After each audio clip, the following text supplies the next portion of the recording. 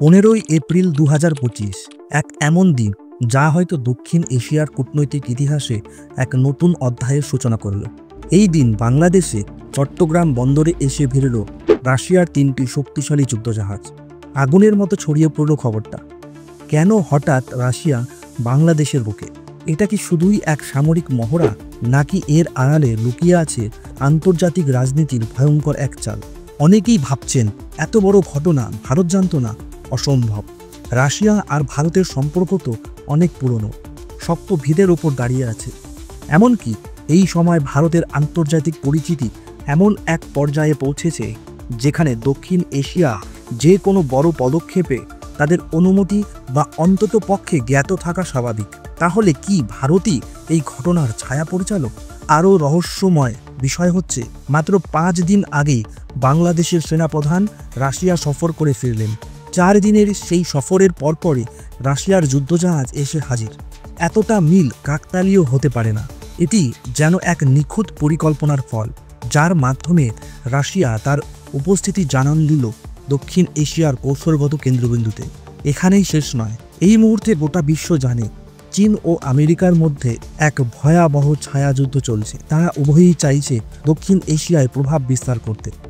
এমনকি অনেক সূত্রে জানা যাচ্ছে আমেরিকা ও কিছু আন্তর্জাতিক শক্তি চেয়েছিল মিয়ানমার ও বাংলাদেশের কিছু অঞ্চল নিয়ে একটি নতুন খ্রিস্টান সংখ্যাগরিষ্ঠ রাষ্ট্র তৈরি করতে।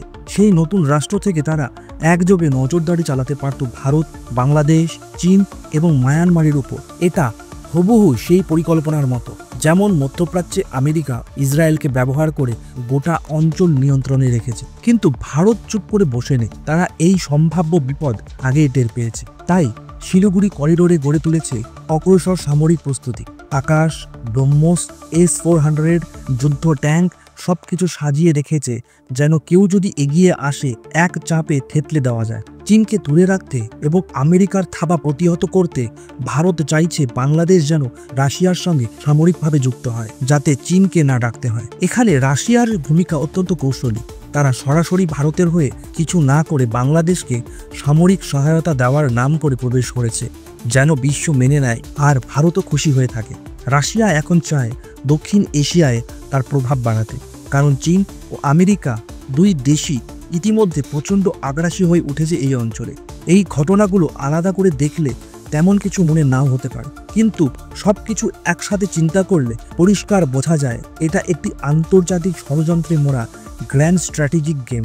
এই খেলায় সবাই নিজের নিজের স্বার্থ নিয়ে ব্যস্ত। কেউ যুদ্ধ চাইছে, কেউ প্রভাব চাইছে, কেউ গোপনে পায়ের তলা মজবুত করছে। আর মাঝখানে দাঁড়িয়ে রয়েছে বাংলাদেশ, যে হয়তো নিজের অজান্তেই হয়ে উঠেছে এক শক্তিশালী আন্তর্জাতিক কূটনৈতিক অস্ত্র।